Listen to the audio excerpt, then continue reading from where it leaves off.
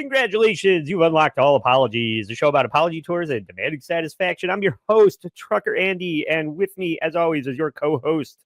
He's a fucking Chad. It's Joe Sixpack, everybody. Joe, what's going on? What's going on, everybody? Don't forget to go to allapologiespodcast.com to find the links to our Instagram, YouTube, Facebook, TikTok. Go there and like, comment, apologize, refuse to apologize, demand an apology, or continue to ask you to create a sock account and subscribe to the YouTube channel so we can grow that community. Andy, I'm still mad about the fucking bonus episode on Patreon.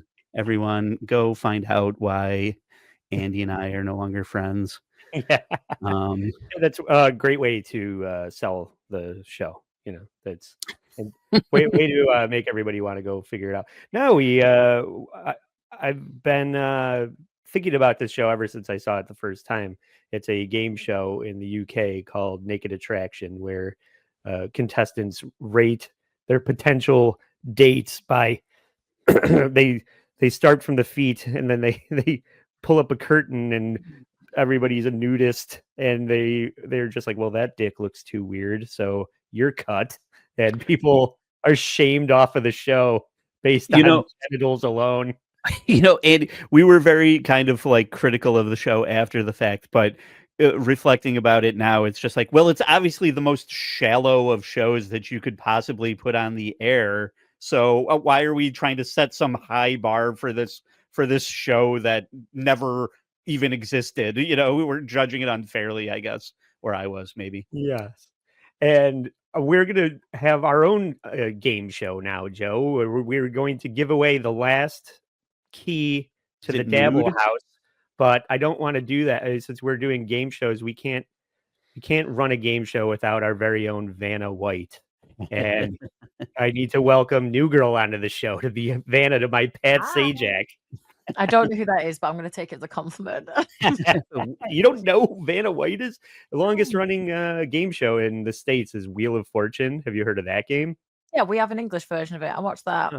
Yeah, the woman that who turns the letters around is probably one of the longest running television personalities of all time, named Vanna White.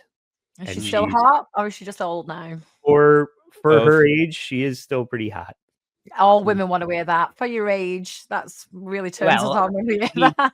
She's been doing it since before I was born. So yeah, she's in her late 60s. So and also looks good for her age.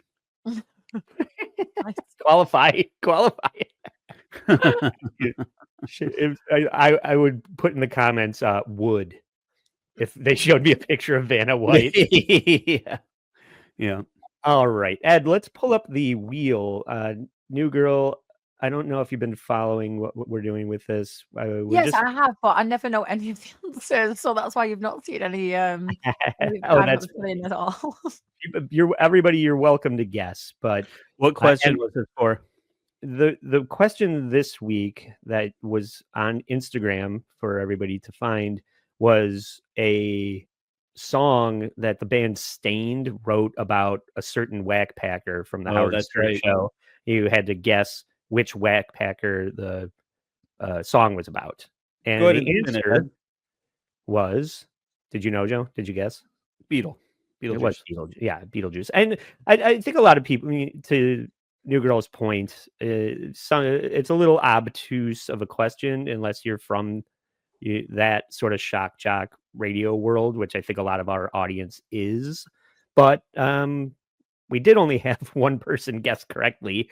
So Ryan is on the board. He got that right. And then the rest, everybody else is from the previous weeks. We're carrying over the other correct answer. Well, that's kind of you and unfair to Ryan. But okay, go ahead. Spin the wheel. Ryan's got robbed.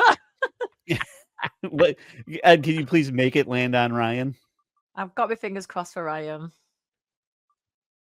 Fuck you, Mike. I hate the name Mike. This is Balin Dupree's dick. Oh, congratulations, Mike. How many more of these we're giving? Oh, wait, is it next week? Or?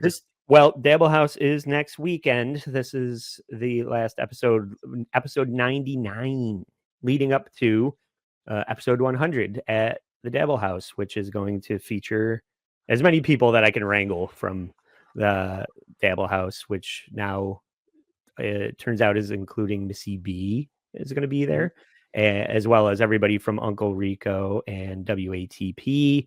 So we're going to be having people face off in a Simpsons trivia contest. New Girl, do you know anything about the Simpsons? I'd be good at that, yeah. Mm. Simpsons and South Park, I'd be good at any of them. I know that a lot of people have a deep well of knowledge for that, and I was showing the questions off to somebody at the bar last night, and I think I need to dumb it down a little because I've been creating these questions based on people who I know are going to crush it, but I need to level the playing field and add some.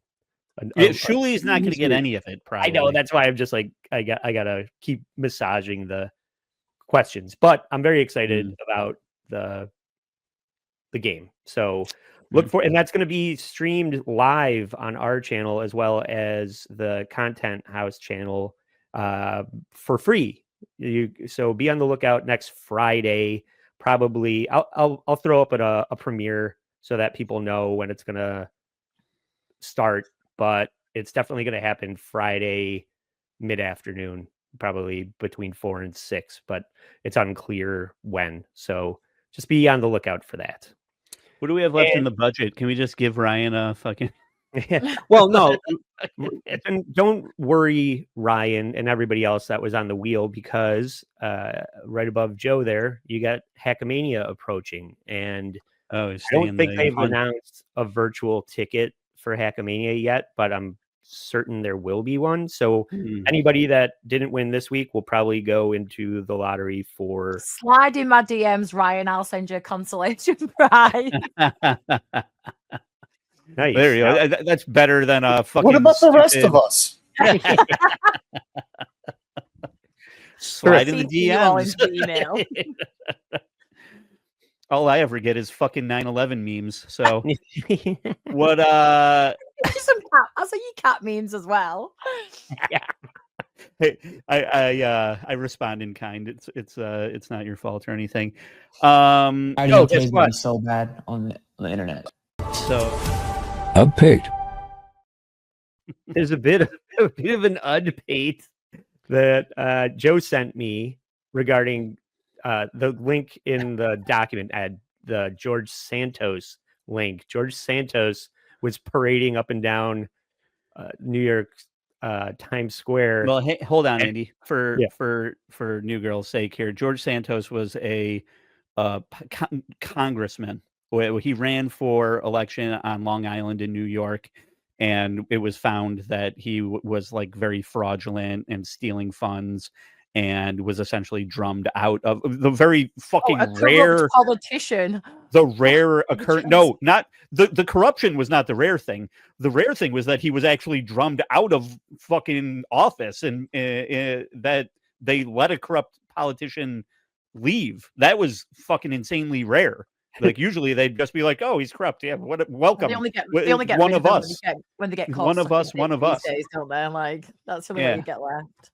So he was removed, and Andy and I covered this on one of our episodes. It was like episode 4 or 5. This was the infancy of the show, and his problem was he was walking around on voicemails and texts saying that this is just the way politics work, right? You pay me off, and he's walking around with his hand out to everybody, and people that were savvy in the game were saying, keep it on the down low, George. You're saying the quiet part out loud.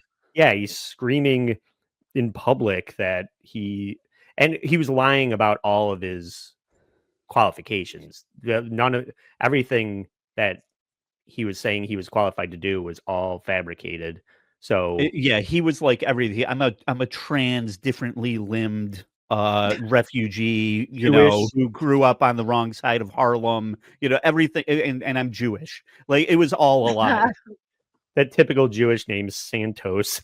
Yeah. So anyway, a Instagram dildo goes live and decides he's going to create some content because he spotted George Santos in the wild. Hey, George Santos, eh? Spills is a choice. Yeah. Enjoy, man. Enjoy, George. You're unbelievable. That looks like more than coffee. That it's a milkshake. That's like a milkshake. Yeah. Right. Well, that's what they call coffee in America. Frappuccino.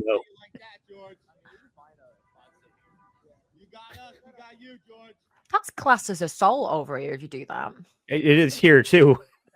Yeah. If George decides he wants to go find a police officer and track that guy down, that guy will go get arrested. So are we like all for the guy chucking the coffee, or no, like, I'm not for either. There's no heroes here. Yes, but I'm more for that guy than I am for George Santos. I'll tell you that much. It's a social media sword fight. It's two cocks clashing in public. Mm-hmm. They both suck.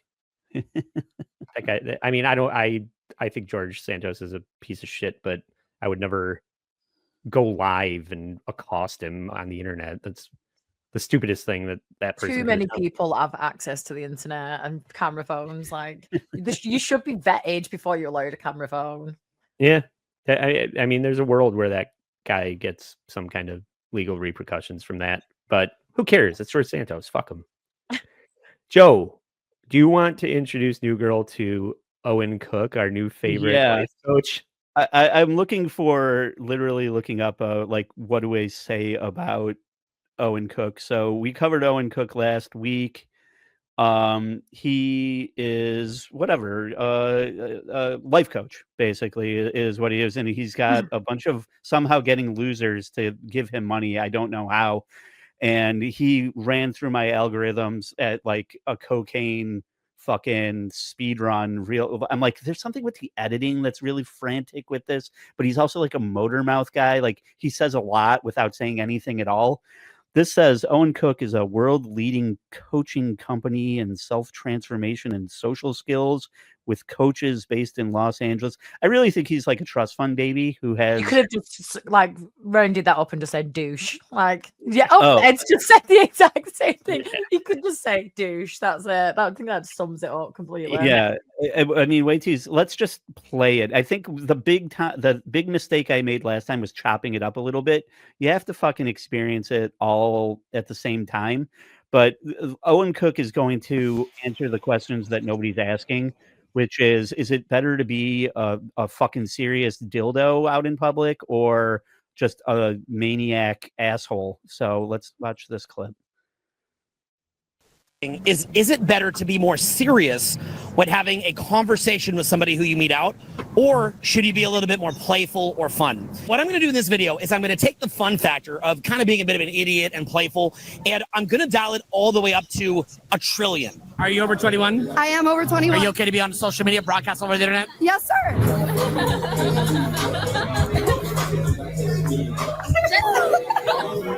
So grooving to the music is better than being serious. Oh, it looks like he's having a seizure. Yeah. This year, 2025, okay. We're not doing men. We're doing work. We're doing gym. She's dressed like Jessica Rabbit. Yeah. Hello. Hey. You doing me? No, I would say this anywhere. The fucking gloves too. She really is like, she's like Jessica Sewer Rat. It's like, I think much better to be idiot and have fun. Yeah. 100%.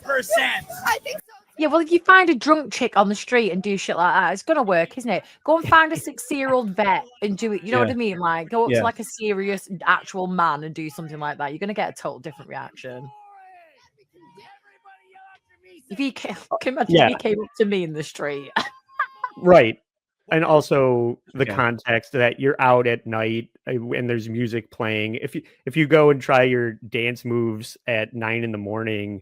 in line at a supermarket, you're probably going to get maced by the woman you approach with that.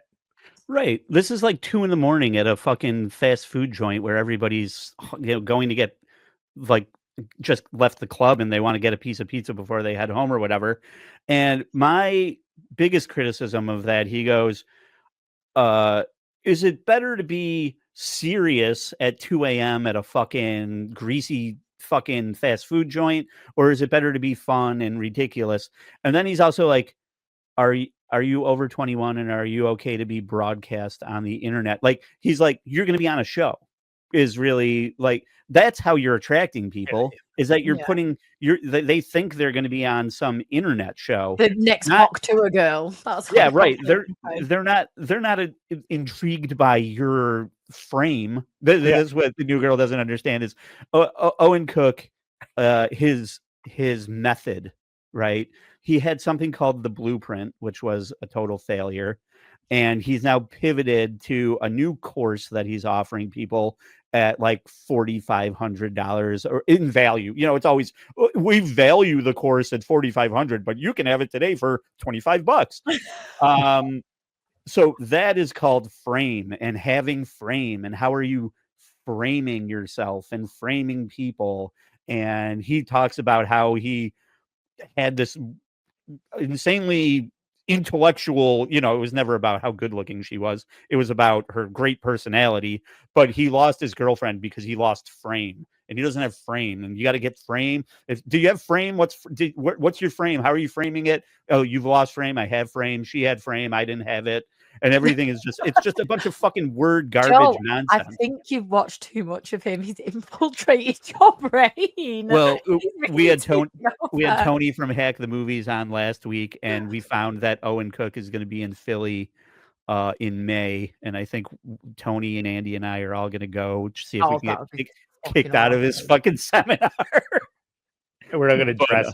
We're all going to dress like him. You know what, though? While we're on this guy doing this, if there's one thing I could get rid of for 2025, it's people interviewing people on the street. Like, I fucking hate all of them. I've never seen any that I've enjoyed. Like, it's just the biggest cringe ever. I fucking hate it. Get rid of it. Between Triumph, the insult comic dog, and Billy on the Street, if somebody approaches you in that way, there's no good that can come of it. You're either going to start a meme coin and get canceled off the internet like Actua, or you're going to get humiliated like Stuttering John style. Nobody.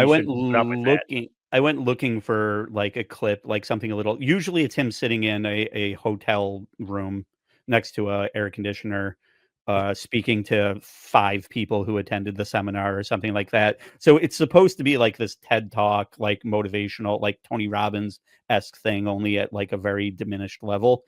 The last guy on the street interview I saw was him fucking arguing with homeless people. So I don't think that method is, I don't think we're going to see who to try and come up to me, and I just go fuck off and carry on walking. That is it. I will not engage. I just straight fuck off and walk. Like, I'm not interested. I don't like talking to my friends. I'm not going to talk to a stranger. That's the right mentality.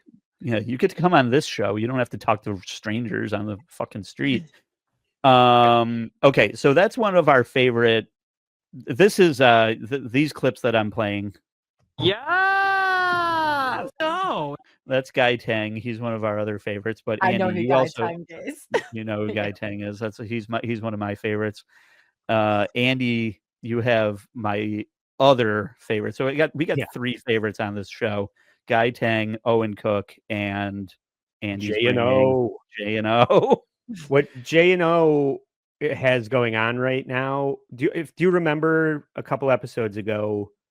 It was the holiday. People were talking about what they were going to do for the holidays, and P.O. Mal ended that. Nelly, are you aware of J&O and P.O. Mal from our show? Yeah. Are you familiar with this? And I'm still not over it. Don't worry if you're not, because it's gonna come up. They have this song that they just keep remixing and featuring different people on it, and they just keep playing this one song over and over again, trying to incept it into everyone's brain. But the interesting part about this version of Not Over It is that that holiday recap and let people's hopes and dreams of the new year, P.O. Mal said something along the lines of be yourself even if you're in the closet and people aren't accepting you. And I think that got back to his dad, and now his dad needs to be on Front Street supporting his weirdo son with every ill-conceived idea that P. O'Malley is putting on the internet. I don't know if this is P. O'Malley's dad, but who else? This is Patrick O'Malley, by the way. Yeah, Is Patrick P. O'Malley. This has to be his dad. I think people are saying that it is, but sometimes you can support your children too much. yeah. Sit in the audience and applaud. I did not become the strong woman I am today because my mum and dad said yes a lot. I got told I was a disappointment frequently. It builds character. Yeah. Let's see, Andy. Yeah. But every time I see your face, it makes me fall. He looks older than his dad. Just not over it. I'm just not over it. I'm just not over it. The guy at the back left with the tie on. So Play it again. Play it again and pause it for me. Just pause on a frame for that, Ed, just so we can have a visual to speak to here. Which one? In back right? The glasses. There we go. Oh yeah. No, I really suspect. So J&O is behind P. O'Malley there, and he has like some piano skills, and he wears a tank top and has tattoos, so everybody thinks has charisma. But he's really roping in the biggest losers around him to create a crew, so at least there's an audience. Like he's like, what part of the spectrum are you on? Come one, come all, and just stand behind me. And just the misfits, but like not the cool misfits, just like the slow ones. And he also thinks he's legitimately going to turn them into like music stars. Like I saw Jordy guesting on a track the other day. The most uninteresting freaking. He looks like bloated by medication somehow, and talks like freaking high pitched Eric. It's insane. And that girl that is doing the Rihanna hook looks like she just got off her shift at the nail salon and is just echoing him in the background. These people aren't talented. She looks like she just got off. You don't have to be talented anymore. It's nothing to do with talent. Well, yeah. What are you doing? What are you doing? Let's talk about what you're doing and trying to do and your goals. You know, that was one of the ones we watched where it's like their goals for 2025, which is like creating the soundtrack to a film. It's just like dream big, sir. The only thing I can imagine that song on is some shit porn. Like, I'm going to be honest, it sounds like really bad porn music. Yeah. I know somebody who has music in porn.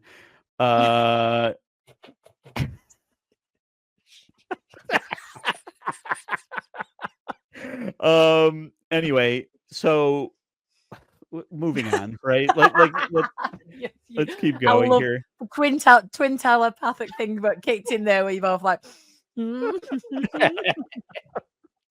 feature that track at the end of the episode. How's that? So move to the main topic here, I think, right? We've been covering on Patreon the Mission Impossible series leading up to the new release, the sequel, or in theory the last one, or maybe the last one with Tom Cruise. And we are on Mission Impossible 3 at this point. So if you want to see the Mission Impossible 1 and Mission Impossible 2 reviews, you can find them over on Patreon. But to start, to check our apology box, the first one, I think, Ed, if you could pull up the article, the article on Philip Seymour Hoffman. So Philip Seymour Hoffman, Rochester's own, by the way, he's local to where we're from. After Philip Seymour Hoffman died, the National Enquirer decided to, hey, he can't dispute that he's in a gay relationship. So the National Enquirer said Philip Seymour Hoffman was having a gay relationship with this guy, David Barr Katz, at one point. And then scroll down. Now, David Barr Katz said, "What the fuck? This is not true. You owe me $50 million. And the National Enquirer is just like, oopsie, our sources were not accurate. So they issued David Barr Katz an apology and the dead body of Philip Seymour Hoffman because they're like, these guys were total homos together. And David Barquez is like, what? Yeah, you gotta love it when people slander somebody that isn't alive to defend themselves. It's a real classy move. Yeah. But so the connection is that Philip Seymour Hoffman is the villain in Mission Impossible 3. So right. That's Yes. why we're Thank talking a little bit Thank of you for Philip the Seymour Hoffman. connective tissue on that, Andy. Thank you. And I don't know why it's so hard to believe that Philip Seymour Hoffman, Hollywood actor, was possibly a homosexual based on his role in Boogie Nights or The Big Lebowski. He kind of, what was the other? Doubt? Was he in that?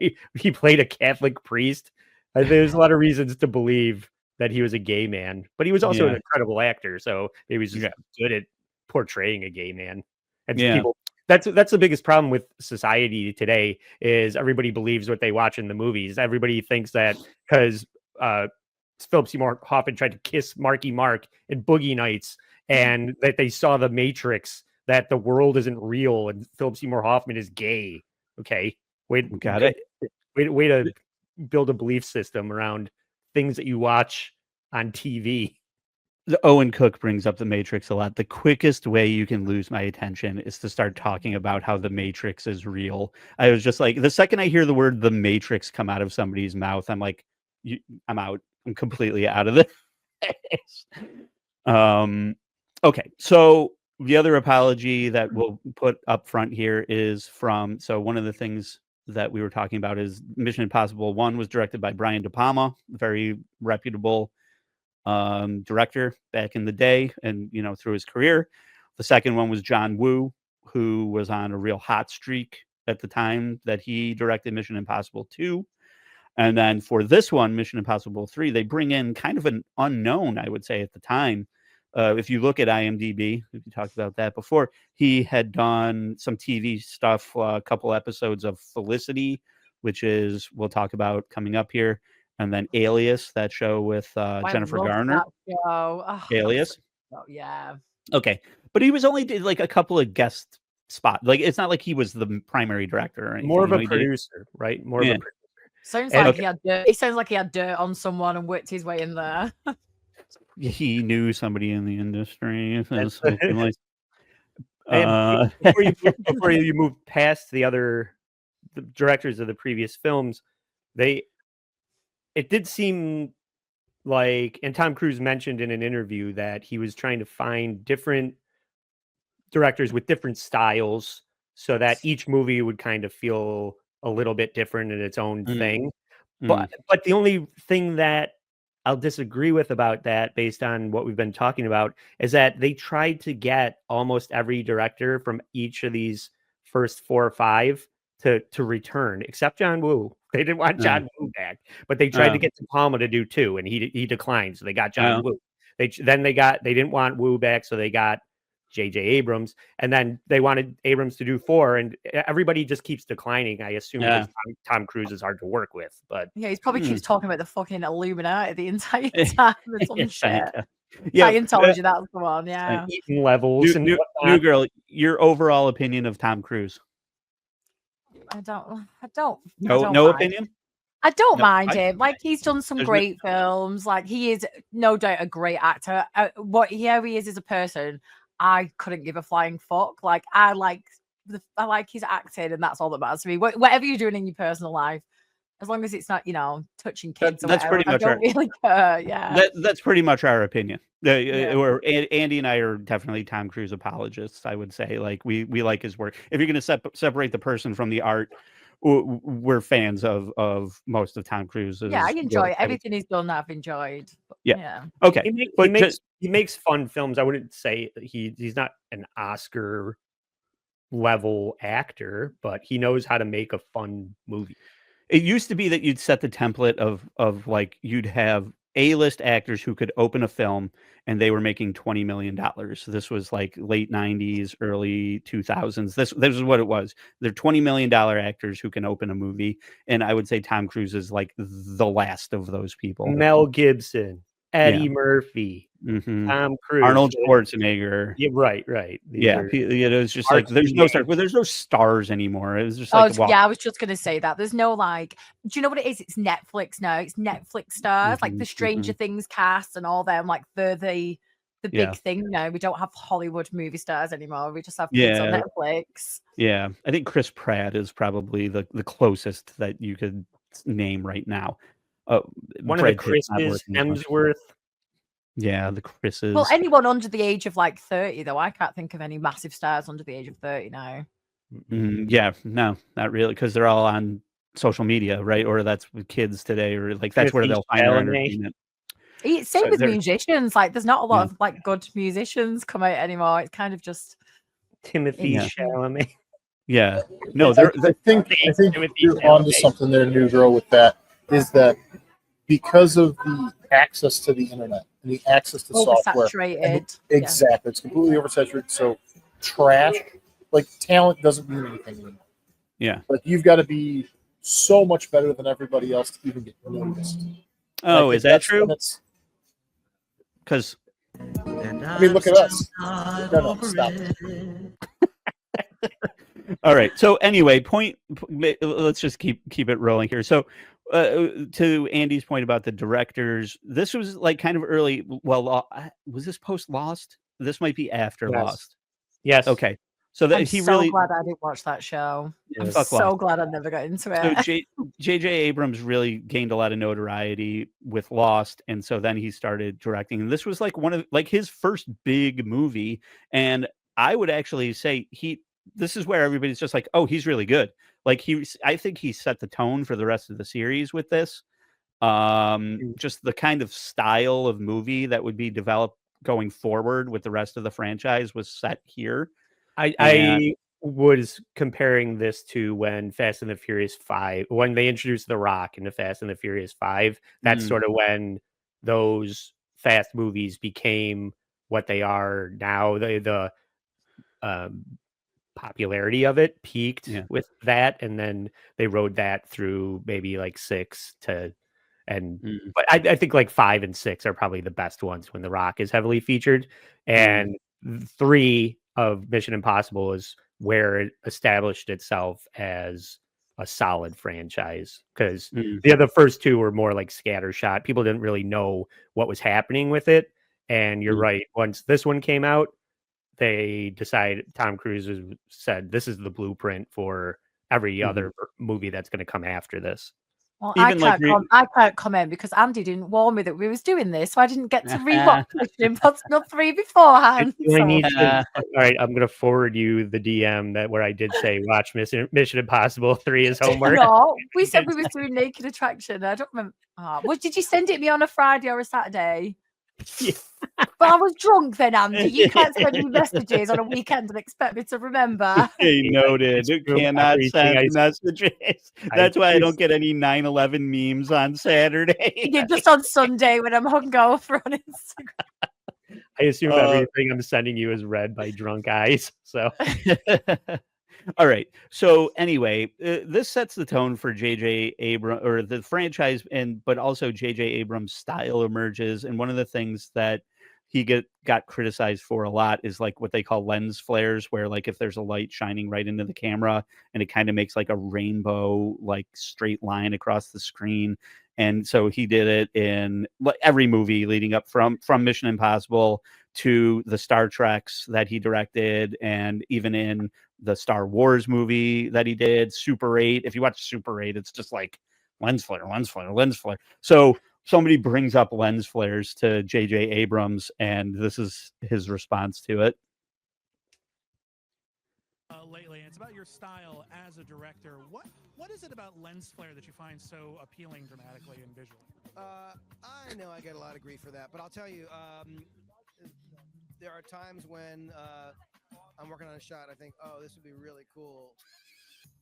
There's a lens flare, but I know it's too much, and I apologize. And I've actually, I'm so aware of it now. I was showing my wife an early cut of Star Trek Into Darkness, and there was this one scene where she was literally like, I just can't see what's going on. I don't understand what that is. I'm like, yeah, I went too nuts on that.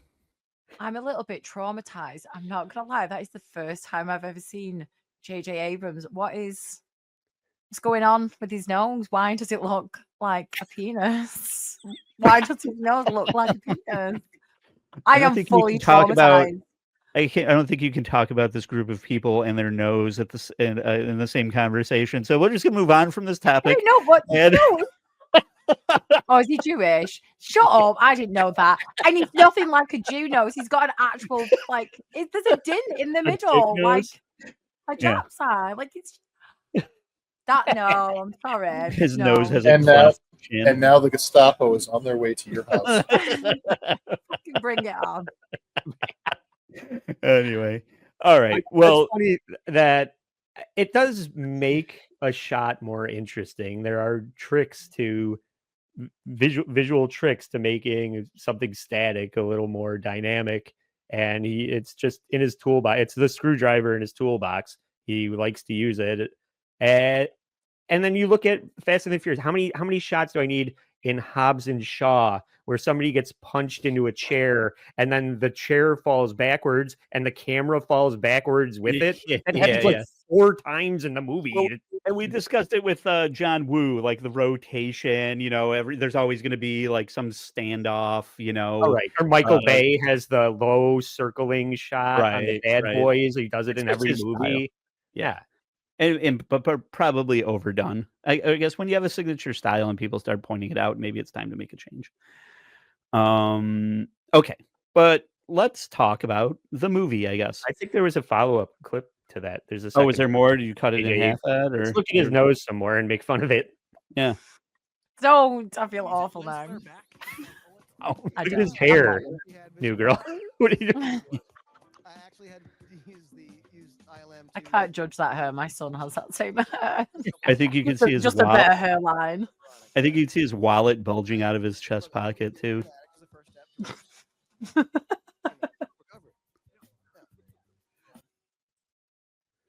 I do have to say though, for somebody like that, that is a really funny way to turn that. Like acknowledging that and like actually being funny about it is pretty impressive, because a lot of those guys are big douche canoes that they just like get offended by stuff like that. I think that's great. I got to give him a lot of credit, and I like the apology. Yeah. He was good natured about it. And nobody said, "Hey, the movie's bad." They just said, "Hey, there's a lot of lens flares in it." Yeah. It's like walking up to Alfred Hitchcock and going, "Why do you have to cameo in all your movies?" It's just a thing that I do. Right. Exactly. So let's talk about this movie. So Mission Impossible 1 kind of establishes the franchise, and they're like, "Oh, hey, this is something that people are into," and Tom Cruise wants to keep making them. And then in 2, it was they introduced the guns portion of it, right? It was the real gun heavy, highly stylized. And now they're like, well, what are we going to do for this one? The second one, Joe, before we walk past it, I forgot to mention when we were talking about the second one, that the second one is the only one where Tom Cruise is on mission. He's never, every other movie, he is disavowed and on the run. The second one is the only one where he's assigned an active agent at work. So I thought that was interesting. But the second one is the most 2000 that a movie in the 2000s could possibly be. It's just if Limp Bizkit was a movie. Yeah. It's like the Casablanca of the early 2000s, where it's like every part of it is a cliche. So in Mission Impossible 3 kicks off, and Ethan is in a new relationship and he's never been happier. And let's show that. So he's got, why has he never been happier? Because he's dating Hollywood's hottest actress at the time, Michelle Monaghan. Go to the next picture, Ed. And she's fresh off her debut in her head-turning role in Kiss Kiss Bang Bang, I would say. So Tom Cruise is like assembling the hottest new director and the it girl of the time to create this beginning here. And so and this is so douchey too, if you remember, like it's the whole movie kind of starts, or at least this part of their relationship is that like they're having a house party where all her friends are meeting him for the first time, and they're just like, "Ew, I did it," and like they're all just like fawning all over what a great catch he is and stuff, and it's real like Tom Cruise wishes everyone like acted this way around him. Andy, do you have any thoughts on that? I would say most people do, but that is interesting. I do want to bring up the fact that we skip past the cold open of the movie, which is relevant in the way that it establishes Philip Seymour Hoffman is the bad guy. It establishes the stakes. It does this the sequence with Josh Alloway from Lost. Does that happen before this party scene too? No, that's not this movie. Josh Oh, Holloway. Josh oh, Holloway you is know not what? this movie. Oh, I'm sorry. I started watching the fourth one right after I watched this one. So the cold open of this one is something that comes back later of him tied up, where the Michelle Monaghan and him are like both tied up facing each other, and Philip Seymour Hoffman gives him like to a count of 10. Yeah, they're trying to find the rabbit's foot in this, and it's a MacGuffin if there ever was a MacGuffin. New girl, do you know what a MacGuffin is? No. Okay, a MacGuffin is a plot device that is. It could be anything. It doesn't really mean anything. It's only there to propel the plot. It's very innocuous. So there's this doomsday device called the rabbit's foot, and you never find out what it is. Yeah. So that's the definition of a MacGuffin. And they learned their lesson from the first one, where people had no idea what the fuck was going on. People complained that there wasn't enough action and the plot was too confusing. So wait, now in one, you mean the first one? Yeah. Oh, okay, all right. Yeah. So from there, they've dumbed it down. The second one was just a virus that they were trying to stop, and this one is a device and nobody even knows what it is. So they're keeping it really simple for the simpletons that love this franchise like me. Okay. So in image 3 there, Ed, pull this up. So normie life is interrupted when Billy Crudup taps Ethan to rescue his protege, who is out in the field, and they capture the girl, the only girl that Ethan ever trained and said she can do this job. He's like, Ethan Hunt has been training people to deploy into the field, and she's the only one that he said good enough. And that is image 4, Ed, because this is a J.J. Abrams joint. That protege is played by Kerry Russell from Felicity, that J.J. Abrams had worked on, which was kind of like stunt casting or an inside joke, right? Like it's just like the reunited, and it feels so good. We're going, and it's also like real kind of, like I said, stunt casting, an unusual for all of the crossover fan base of people that love Felicity and people that love Mission Impossible. That you get both of your loves in one, Reese's peanut butter cup of Kerry Russell in a Mission Impossible movie. She was also in the Americans? No, the Star Wars. Was it the last one? Rise of the Skywalker, I think. She's the person in the helmet, the woman in the cat suit with the space helmet. Do you remember that character? Yeah, that was her. That's Kerry Russell. Oh, okay. You know that? No. So J.J. Abrams has some secret crush on Kerry Russell or something.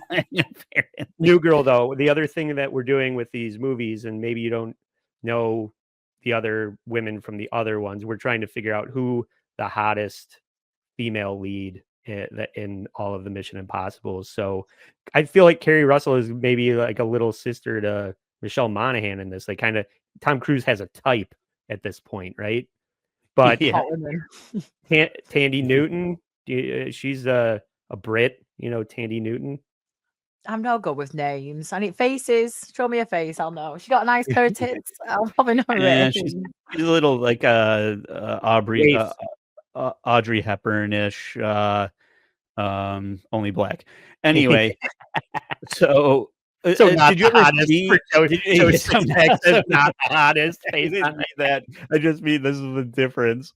I guess I loved Hayden Newton. between the two, Kerry Russell or Michelle Monaghan, Joe. Michelle Monaghan, at least in this movie, obvious. I think that's pretty obvious. Yeah, I But agree.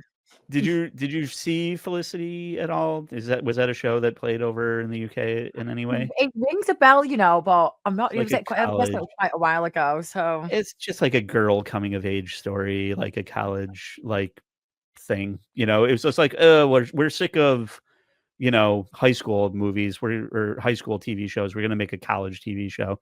You know, God, remember when she cut her hair, Andy? Barf. It ruined the So It so was like there. Dawson's Creek for college. I remember Dawson's Creek. Oh, crushes all over. All right. So so there's a dope fight scene with her and Ethan fighting their way out, and the kidnappers put like She gets kidnapped. explosive. She gets caught in the field, and Ethan comes to out of rescue retirement her. to rescue her, yeah. Right.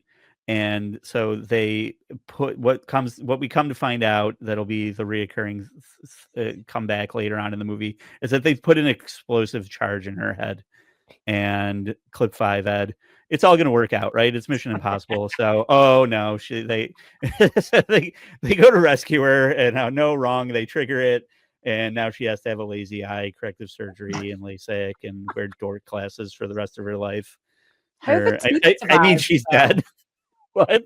How have the teeth survived that? Like, how's your face get that fucked up, but your teeth are still Because it was completely back. severed? It was back here. It was behind her ocular. You know, it's a small. It doesn't even blow her head off. Like there's no even exit wound or anything. It's just like an internal. Pill-sized, Right. It's just pill-sized fucking, explosive device that makes your eyes cross.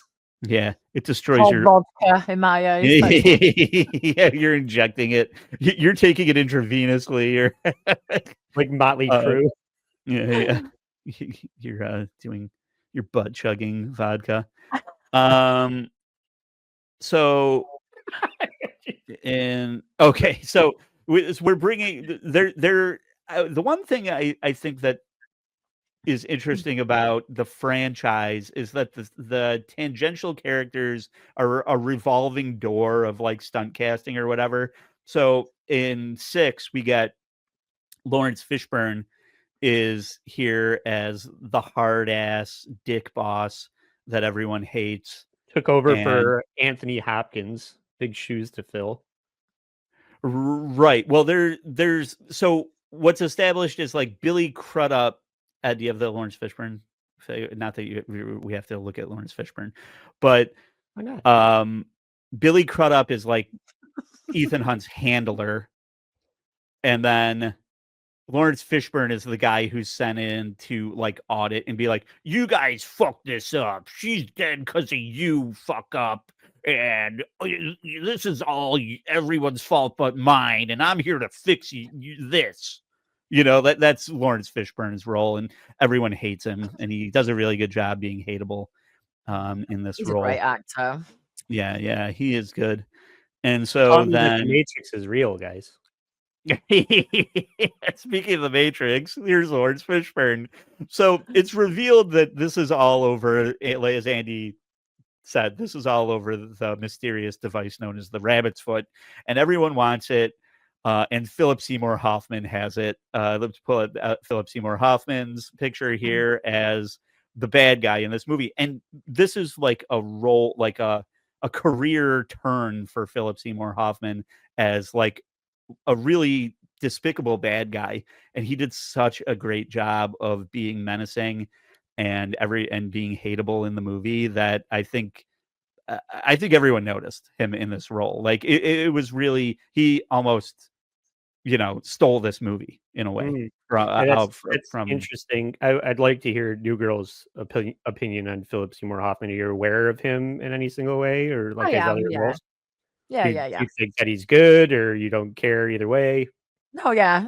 He's fine. I am like, you picked the wrong person to do the movie thing with, because I'm just so laid back. I'm like, no, but he is. No, I enjoy I've seen him in a few things. Yeah, he's You were fine. selected for this episode for the paywall content, not for I'm Mission still Impossible. I'm enjoying it though. I'm still enjoying it. Well, I do love movies. I just Yeah, sometimes it's just fun to talk to to describe it to somebody who is not, doesn't know all this stuff. If I'm trying to tell Tony from Hack the Movies, I like literally struggled to find one single thing that he didn't know about Spawn or or whatever, So well, lucky for you, Joe, I know fuck all you don't about know anything. everything. So, but Ed, It's always a skill day with me. hey, yeah. So clip 8, Ed. Well, no, or hang on. picture- I what? don't want to skate past Philip Seymour Hoffman's performance in this. And I was talking about it with somebody else last night when I was talking about what we were going to feature today,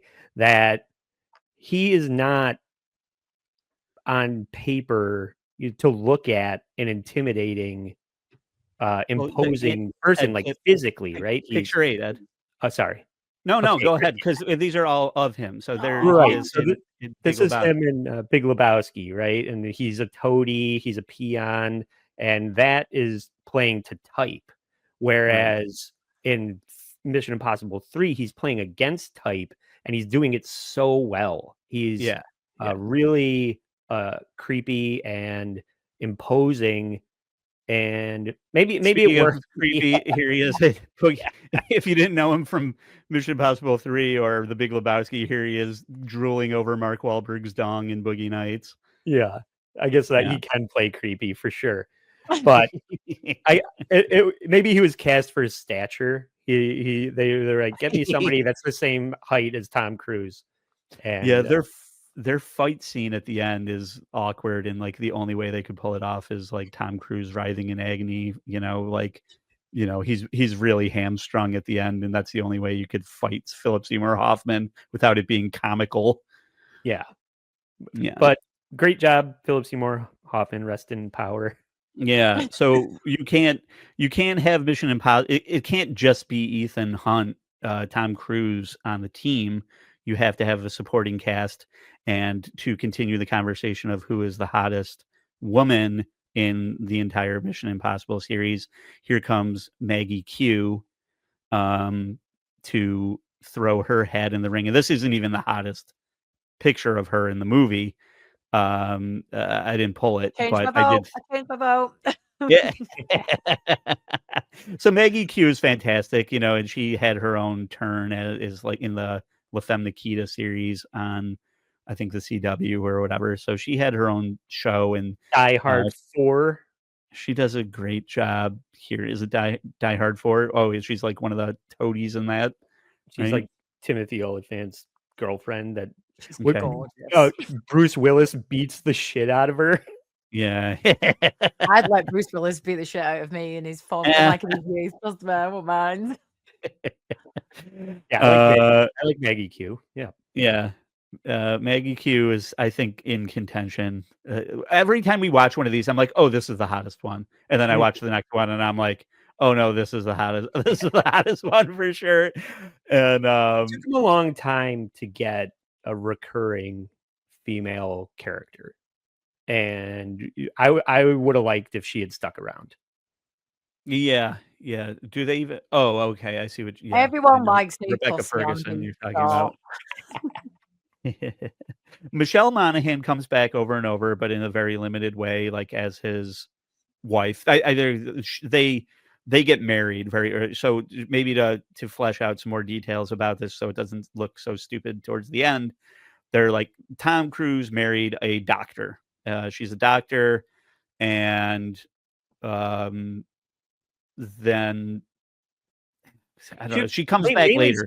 She's always used as leverage to like right.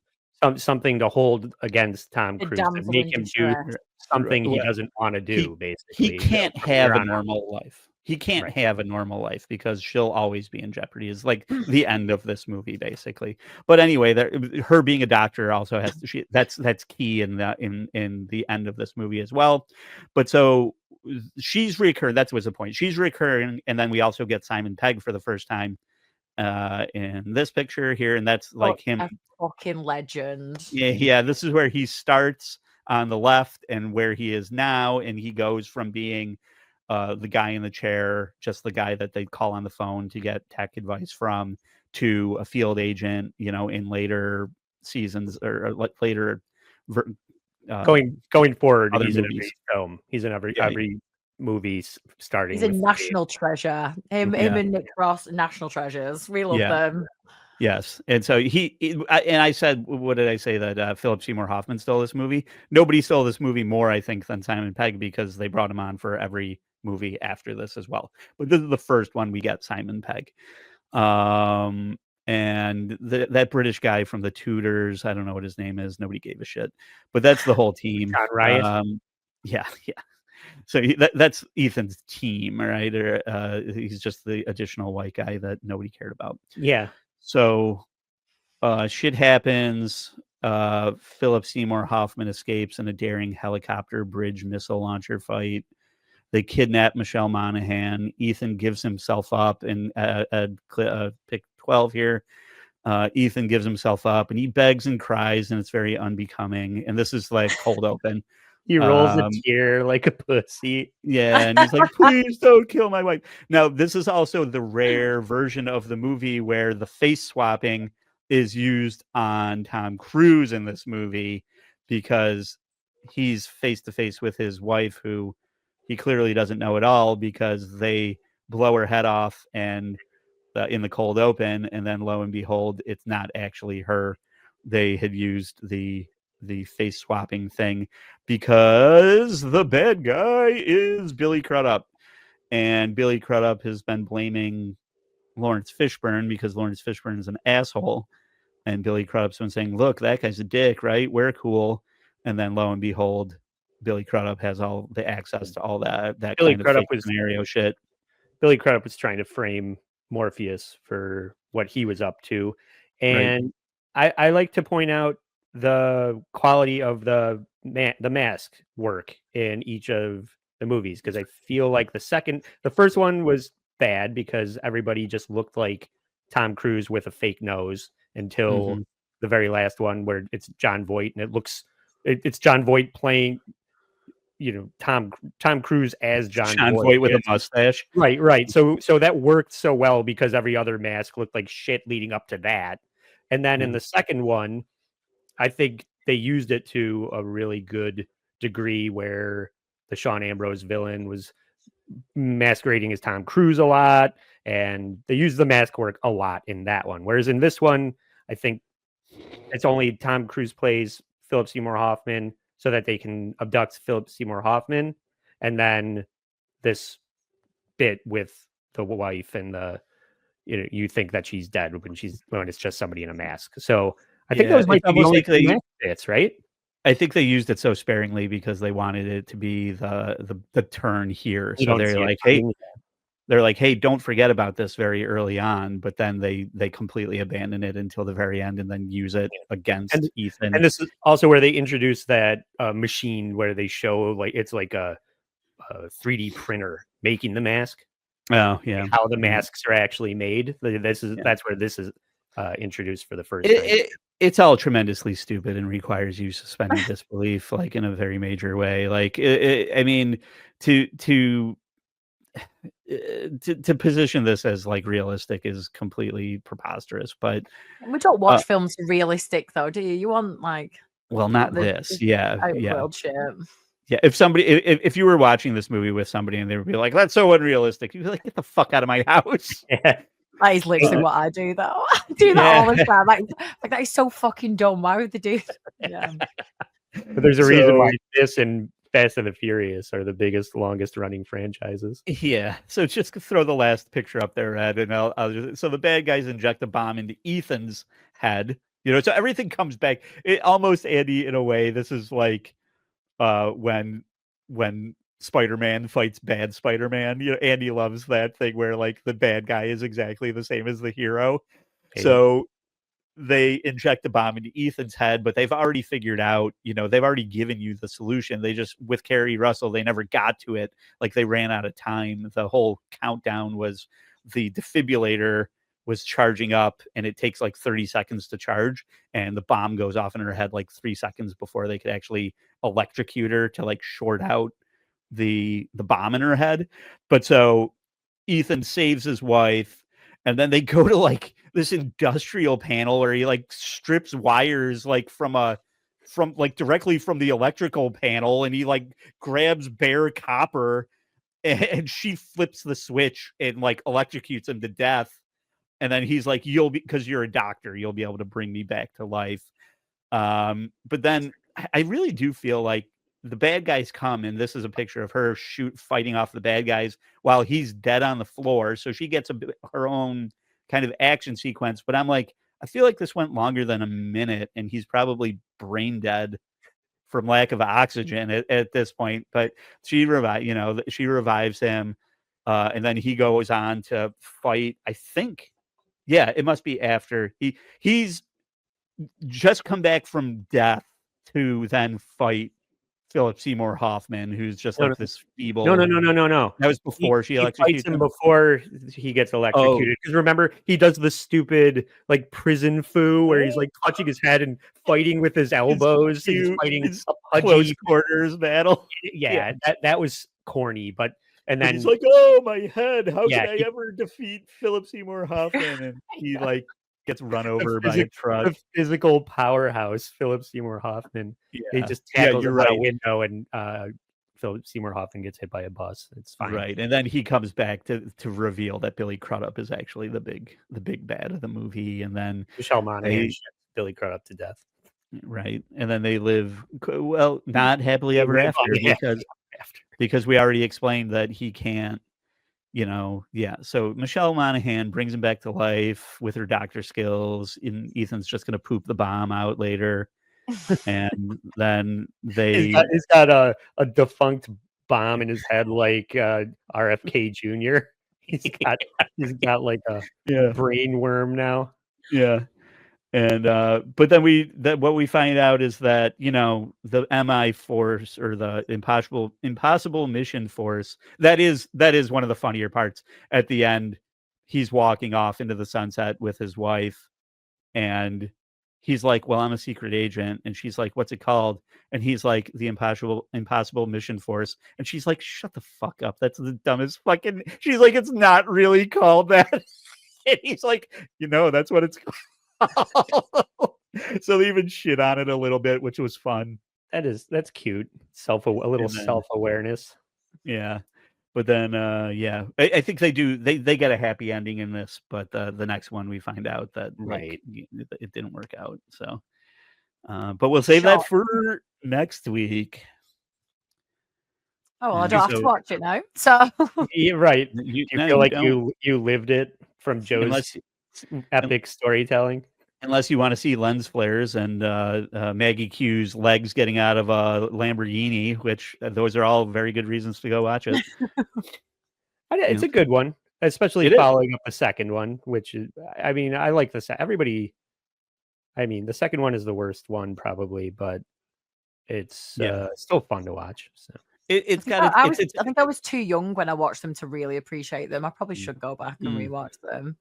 They're fun. It's very, if you just want something to turn your brain off to and watch, they're definitely fun, and they're all good. That insinuates that my brain is ever switched on, Joe. It's depressing to go back and watch a fresh-faced Mission Impossible 1 Tom Cruise, and then in the span of a couple of weeks go to how old he looks in Dead Reckoning. It's definitely it is time, for sure. It's a chronicling of his lifespan. Now the stunts that Tom Cruise is doing is he's jumping 10 feet from a helicopter into a body of water. That's like the stunts now. It's just like, look, I did it. But that's great. Well, thank you, New Girl, for letting us tell you that story of Mission Impossible 3. I would be remiss if I did not mention that you and I will be on what is it? Movies with Tukey? Is that the Movies show? with 2K. 2K, yes. 2K.